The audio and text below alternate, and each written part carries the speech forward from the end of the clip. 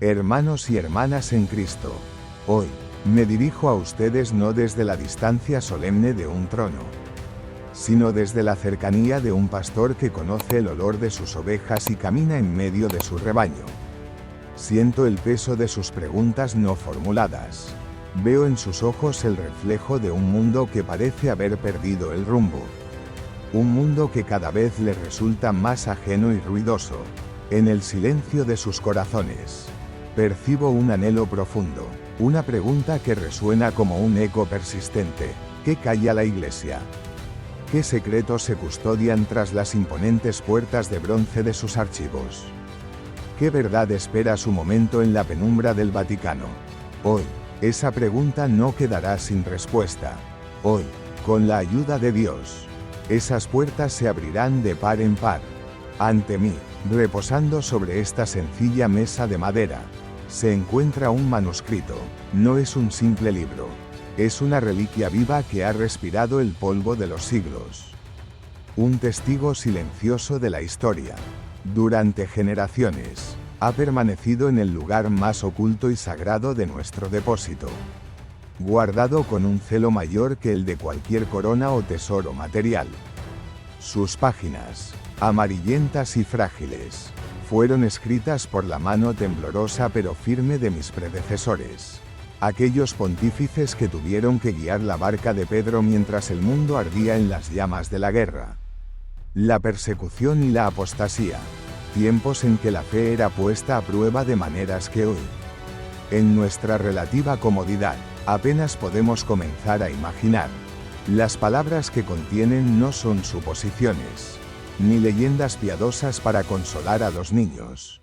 Son testimonios forjados en el fuego del sufrimiento, dejados por hombres que entendieron una ley espiritual profunda, que la verdad, como la semilla, a veces debe esperar en la oscuridad de la tierra su hora exacta para germinar y ser escuchada por un mundo preparado para recibirla.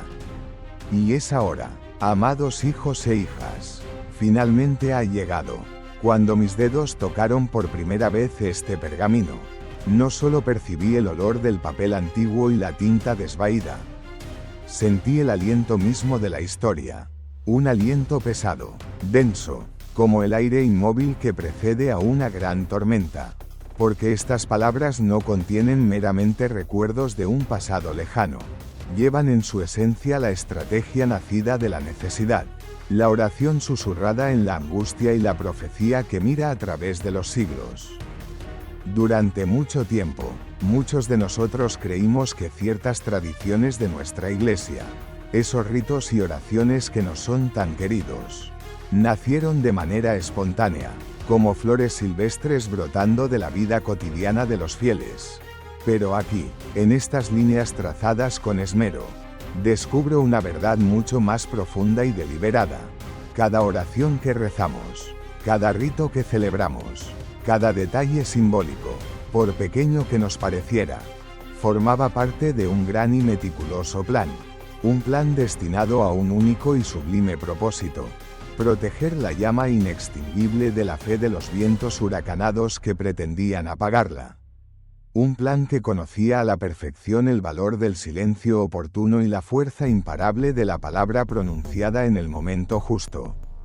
Comprendo que, al escuchar esto, una inquietud natural pueda nacer en sus almas. ¿Por qué se nos ocultó esto? ¿Por qué tanto silencio durante tanto tiempo? La respuesta, hijos míos, es a la vez simple y estremecedora. Hubo épocas oscuras en las que esta verdad, revelada antes de tiempo, podía haber sido un arma de doble filo. Podía destruir a los débiles en la fe, hacer vacilar a los inseguros, y sembrar la división entre los que debían permanecer unidos.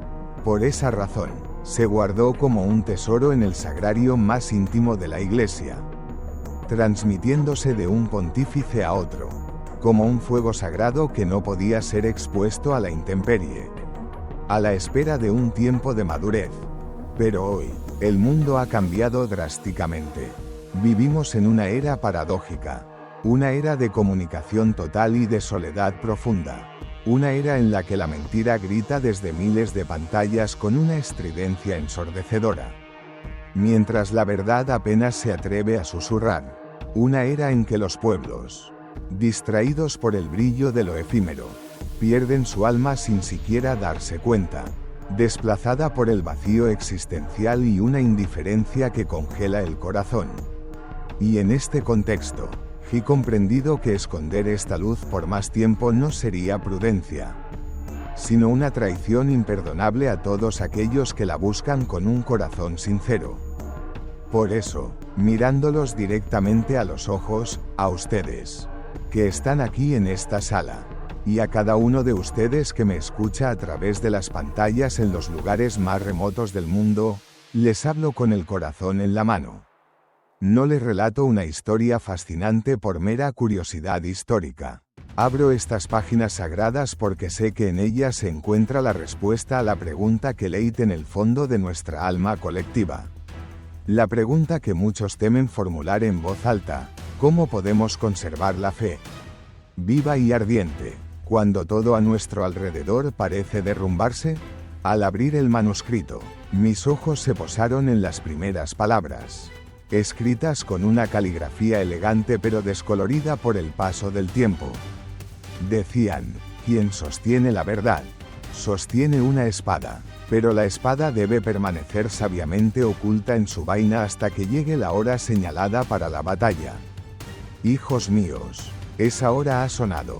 Deben entender, sin embargo, que este no será un relato fácil ni consolador. En estas páginas no hay lugar para el romanticismo o las visiones idealizadas. Estas líneas están impregnadas de la tensión de decisiones tomadas en momentos límite, cuando la misma Iglesia se asomaba al borde del abismo. Están llenas de nombres de personas cuya historia ha sido injustamente difamada por el mundo, por el contrario, ensalzada sin que se comprendieran las verdaderas y a menudo dolorosas razones de sus actos. Al sostener este documento, sostengo con él el peso de una responsabilidad abrumadora, una responsabilidad ante Dios, que es juez de la historia, ante ustedes, que son el cuerpo vivo de Cristo, y ante los millones de almas vivas y ya partidas, que nos precedieron en la fe. Si callo ahora, me convertiré en cómplice de la mentira que asfixia la fe en el mundo. Si hablo, sé que desataré una tormenta. Pero, me pregunto y les pregunto, ¿acaso no es la tormenta la que, con su fuerza, limpia el aire viciado y permite que el sol brille de nuevo? Por eso les digo con firmeza, hoy, juntos, abriremos lo que durante siglos ha estado oculto. Juntos, tras las puertas del archivo de la sede apostólica, miraremos a lo profundo de nuestra historia. No lo haremos con los ojos del juez que condena, sino con los del Hijo que busca comprender, para ver cómo nuestros predecesores, en su fragilidad y su grandeza, llevaron la cruz en épocas en que el mundo, con toda su furia, quería derribarla. Veo cómo han quedado en un silencio expectante. Siento cómo laten con fuerza sus corazones. Saben, como yo, que cada palabra pronunciada a partir de ahora será irrevocable. Pero sepan también otra cosa. Una certeza que debe darnos paz: cada palabra será dicha no para destruir, sino para fortalecer, porque la verdad, por dura y exigente que sea, es la única que tiene el poder de liberarnos. Hoy abrimos la primera hoja, y en cuanto empiece a leer, comprenderán que no se trata simplemente de un texto antiguo. Es la voz viva de aquellos que, frente a la más densa oscuridad, eligieron la luz. Es la voz de una iglesia que supo ser sabia cuando el mundo a su alrededor enloquecía. Es una voz que, por designio de la providencia, debe resonar con toda su fuerza precisamente ahora. ¿Están listos para escucharla, amados hijos míos? Ahora que el primer velo ha sido levantado, es mi deber llevarlos más adentro, a las cámaras más profundas de esta revelación. Sé que cuanto más avancemos, más pesado podrá sentirse en el corazón, pero también sé con certeza que sin recorrer este camino, no podremos entender cómo debemos vivir nuestro mañana. Deben comprenderlo bien, en este manuscrito no hay palabras vacías ni adornos literarios.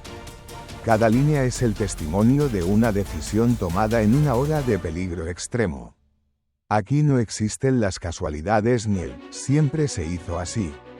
Todo aquello que hemos considerado a menudo como simple tradición, las oraciones que resuenan en nuestros templos desde hace siglos. Los símbolos que adornan con belleza nuestros altares. Incluso el orden preciso de las palabras en la sagrada liturgia, todo. Absolutamente todo. Fue cuidadosamente diseñado, meditado y confirmado con un único y vital propósito: mantener viva la llama de la fe cuando los enemigos, visibles e invisibles, la rodeaban por todos lados. En estos textos, no encontrarán una separación artificial entre la sabiduría terrenal y la inspiración celestial. Quienes los escribieron eran hombres de profunda fe, pero también de aguda inteligencia. Sabían que Dios actúa en la historia no solo a través de milagros extraordinarios, sino también mediante la razón humana, el cálculo prudente y la previsión estratégica. Comprendían que la fe no es solamente un sentimiento devocional, sino una fortaleza que debe ser construida con esmero, piedra sobre piedra, incluso y especialmente cuando el enemigo ya está golpeando a las puertas. Permítanme ilustrar esto con un ejemplo que, al leerlo, me estremeció profundamente.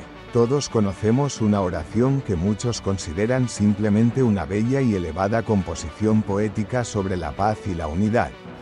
Sin embargo, en estas páginas se revela su propósito oculto y su genialidad espiritual.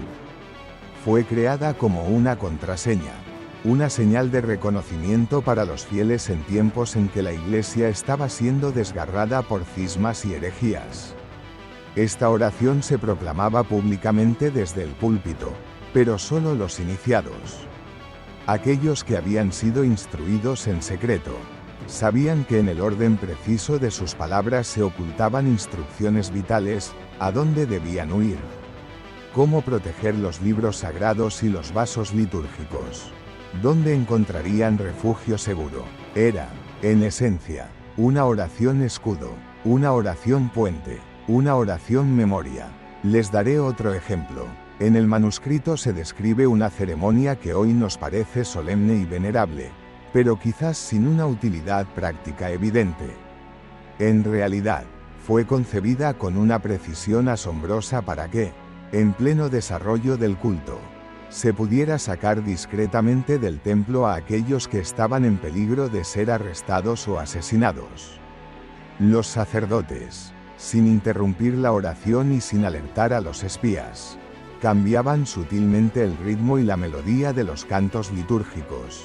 Ese cambio, imperceptible para los extraños, servía como señal para que ciertos fieles, actuando como guardianes, movieran a las personas amenazadas hacia salidas secretas.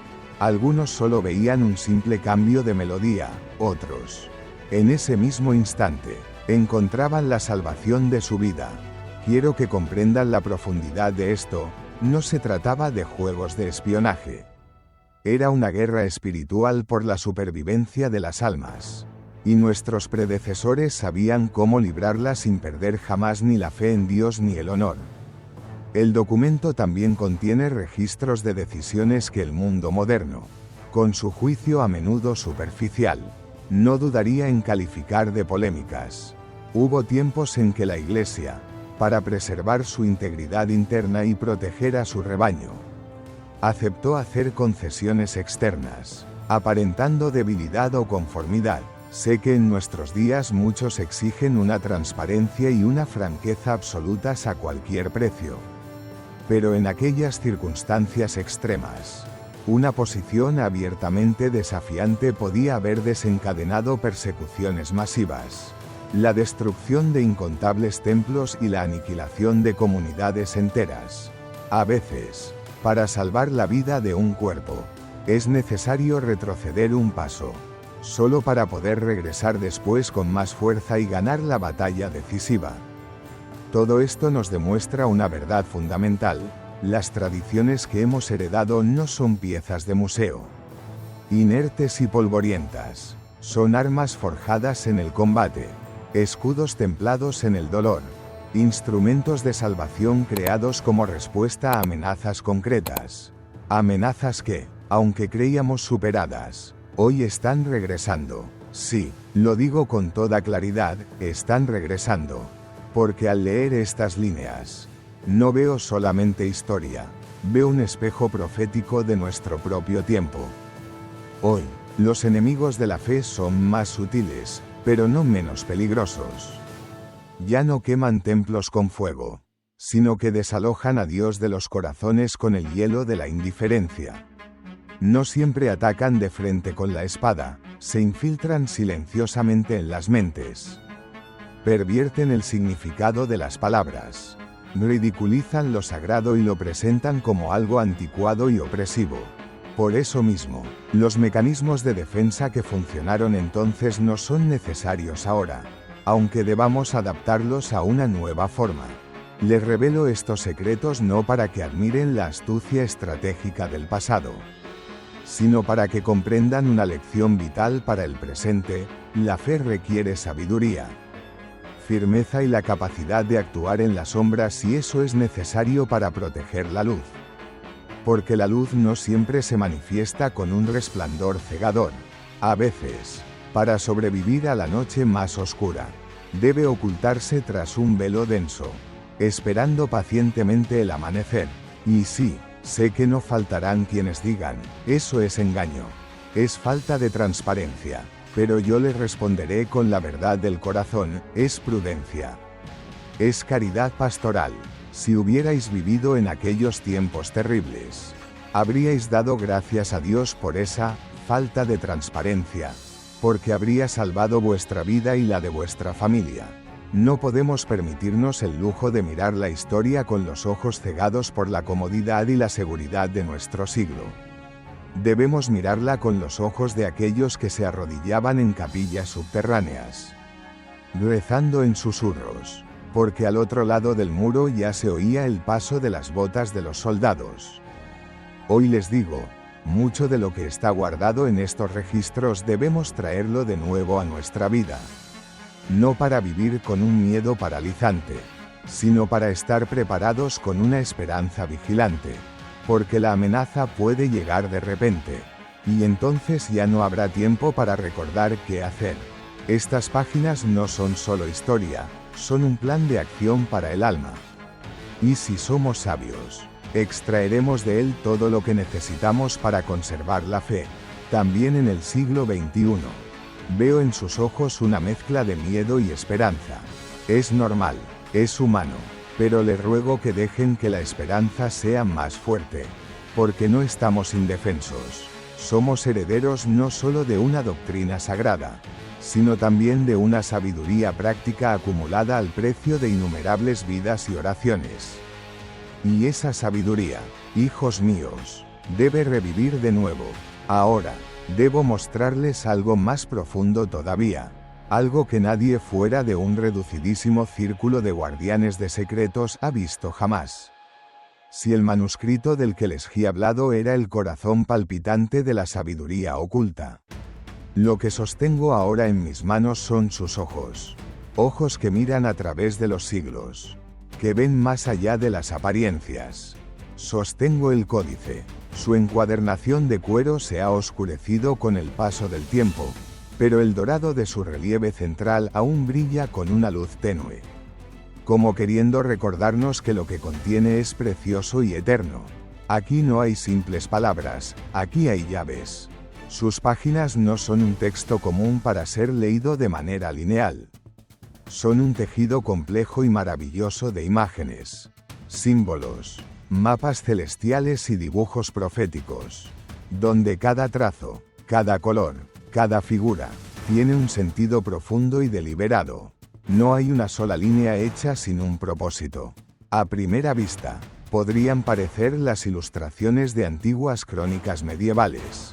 Pero para quien sabe dónde mirar, para el ojo del corazón entrenado en la fe, se revelan como lo que realmente son: mapas estratégicos para la guerra espiritual, esquemas para el discernimiento y advertencias para el futuro.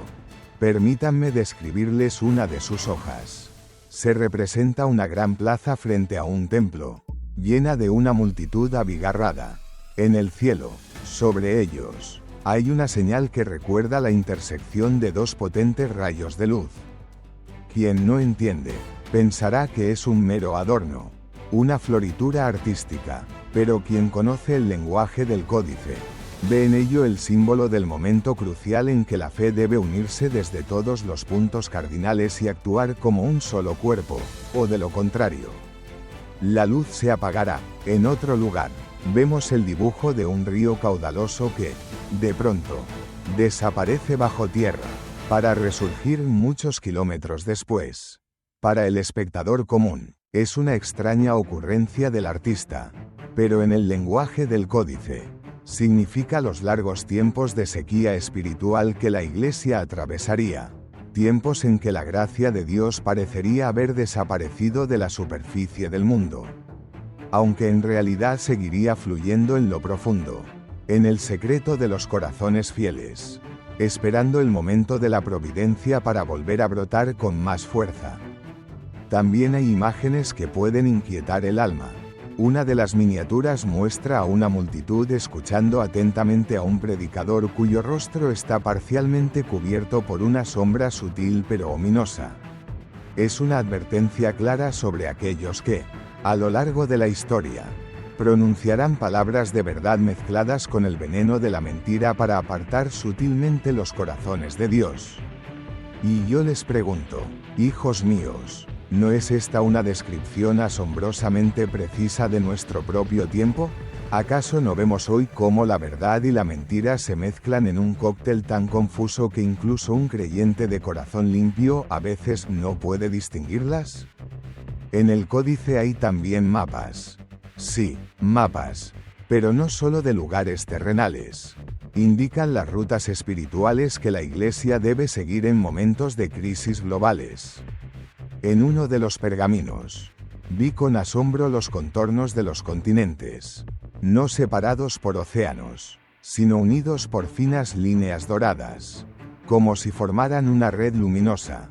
Estas líneas están marcadas con símbolos de oraciones específicas y servicios litúrgicos, como si los sabios creadores del códice supieran que llegarían tiempos, nuestros tiempos, en los que la unidad de la fe debía ser no solo espiritual, sino también tangible, inmediata y visible, abarcando todo el mundo. En estos dibujos hay elementos claramente proféticos. Algunos de sus símbolos más complejos aún no han sido descifrados, y quizás su sentido pleno se revelará solo cuando llegue la hora señalada por Dios. Pero lo que ya entendemos hoy es más que suficiente para sacudirnos de nuestra complacencia. El códice nos enseña 3 lecciones fundamentales. Primero, que la fe debe estar perpetuamente vigilante. Segundo, que la verdad requiere ser protegida no solo con la fuerza de la palabra, sino también con la sabiduría de los signos y los símbolos. Y tercero, que Dios, en su infinita misericordia, siempre deja a su Iglesia las pistas necesarias para que pueda atravesar los tiempos más oscuros. Sé que alguien se estará preguntando, pero, Santo Padre, ¿cómo podemos aplicar esto ahora? Son símbolos antiguos, de un mundo que ya no existe. Hijos míos, se equivocan. Los símbolos son un lenguaje universal que no envejece, porque hablan directamente al corazón, no solo a la mente. Si aprendemos a leerlo de nuevo, podremos ver la mano de Dios donde otros solo ven casualidad. Podremos reconocer las advertencias divinas en lo que el mundo llama despectivamente coincidencias. Por ejemplo, el códice habla de una doble sombra que caerá sobre la casa de Dios. Una desde fuera y otra, más dolorosa, desde dentro, pero añade que esa doble sombra no logrará apagar la luz que arde en su interior. Veo en esto una figura profética de los ataques que sufre la Iglesia hoy. desde el secularismo agresivo de fuera y desde la infidelidad y el escándalo de dentro. Sí, hay sombra, pero no vencerá si permanecemos fieles a la verdad y actuamos unidos como un solo cuerpo. Otra predicción enigmática dice: las puertas estarán cerradas, pero el camino permanecerá. En aquel tiempo, esto significaba las reuniones secretas de los creyentes en las catacumbas o en lugares prohibidos. Hoy, en nuestro siglo, puede significar que aunque nos cierren las vías públicas para hablar de Dios, aunque intenten cancelar nuestra voz en la plaza digital, la verdad encontrará su camino a través de nuevas formas de comunicación. A través de la unidad invisible de los corazones. A través de la fuerza imparable de la oración, que ninguna ley humana puede detener ni prohibir. Estas páginas están llenas tanto de esperanza como de advertencias solemnes, pero en ninguna de ellas. Escúchenme bien, en ninguna de ellas se habla de derrota final. Todo lo que aquí se enseña es que la lucha vendrá, que será dura y que exigirá lo mejor de nosotros. Pero el resultado de la guerra ya está decidido desde la cruz y la resurrección, la victoria definitiva es de la luz. Hijos míos, sostengo este códice no para que vuelva a la oscuridad de un archivo. Lo sostengo para que sea nuestro espejo y nuestra brújula, porque nos esperan tiempos en los que el conocimiento aquí reunido puede ser para nosotros la diferencia entre resistir o perdernos en la confusión. Deben recordar siempre que estos símbolos no fueron escritos para eruditos en salones académicos, sino para gente sencilla que vivía por la fe y estaba dispuesta a morir por ella. Fueron creados para nosotros, para este día, y yo les prometo que, juntos, aprenderemos a leer de nuevo este lenguaje sagrado, para que ninguna oscuridad nos tome nunca más por sorpresa. Desde el preciso instante en que las primeras páginas del manuscrito y del códice vieron la luz, el mundo, para bien o para mal, ya no volvió a ser el mismo. Yo sabía, en mi corazón, que la reacción sería fuerte, pero ni en mis previsiones más audaces pude imaginar la profundidad de las olas que esta verdad levantaría. Para unos, fue recibida como una luz anhelada que por fin rompía una larga oscuridad. Para otros, fue como el estruendo de un trueno en un cielo despejado, algo que alteraba un orden al que se habían acostumbrado. Algunos vieron en mis palabras un fortalecimiento sin precedentes de la fe. Otros, una amenaza a ese orden conocido y predecible. Los primeros en responder, y esto conmovió mi alma, fueron nuestros fieles, los creyentes sencillos de todo el mundo. Llegaron cartas escritas con la caligrafía temblorosa de los ancianos, que con lágrimas en los ojos daban gracias a Dios porque la Iglesia por fin decía en voz alta aquello por lo que ellos habían rezado en silencio toda su vida. Llegaron mensajes en vídeo de jóvenes que, quizás por primera vez, sintieron que la fe no es una reliquia de museo, sino una fuerza viva, apasionante, capaz de hablar su propio lenguaje. Pero también, como era de esperar, vi el temor. Algunos temían, con una preocupación sincera, que lo revelado pudiera poner en duda la santidad de decisiones pasadas. Otros, que esto provocara divisiones y cismas. Y otros más, que las fuerzas hostiles a la Iglesia aprovecharan esta información para atacarnos con más virulencia. La reacción dentro de los propios muros del Vaticano fue, sin duda, la más compleja y dolorosa. Cardenales a los que conozco y respeto desde hace décadas reaccionaron de maneras completamente diferentes. Unos venían a mi capilla en silencio, tomaban mis manos entre las suyas y decían: Santo Padre, es valiente y es necesario. Debemos llegar hasta el final, cueste lo que cueste. Otros, con la misma sinceridad, me advertían: Santo Padre, arriesgamos más de lo que usted cree. La barca de Pedro podría zozobrar. Y hubo quienes, mirándome a los ojos, dijeron abiertamente: fue un error. No debimos abrir esto nunca. Yo entendía todos sus temores. Sabía perfectamente que la apertura siempre conlleva un riesgo, pero también comprendía con una claridad meridiana que el encierro, la cultura del secreto por el secreto, no es protección, sino una lenta y silenciosa agonía. El mundo secular, por su parte, reaccionó de inmediato con su lógica de poder. Líderes de naciones enviaban a sus representantes al Vaticano, algunos, para asegurarse de que en los documentos no hubiera referencias que pudieran afectar a las relaciones internacionales. Otros, intentando obtener en secreto acceso a ciertos fragmentos, pensando que podrían encontrar alguna ventaja geopolítica. Veía cómo sus sonrisas diplomáticas ocultaban un interés frío y calculador. Al mismo tiempo, los medios de comunicación globales desataron una tormenta perfecta. Algunos titulares decían, la Iglesia respira un nuevo aire de honestidad. Otros gritaban, el Papa revela secretos peligrosos que desestabilizan el mundo. Y en las redes sociales, reinaba el caos absoluto, discusiones interminables, conjeturas descabelladas, teorías de la conspiración, la mitad de ellas sin la más mínima relación con la realidad. Pero la reacción más difícil, la que más me probó, no vino del mundo exterior ni de los políticos. Llegó de aquellos que siempre habían estado cerca. En las estructuras internas de la Iglesia, surgieron voces que, primero en susurros y luego más abiertamente, empezaron a reunir a partidarios en contra de mi posición. Sabía que esto era inevitable. En cualquier familia, incluso en la más espiritual, siempre habrá quienes teman más al cambio que al propio mal que ese cambio pretende detener.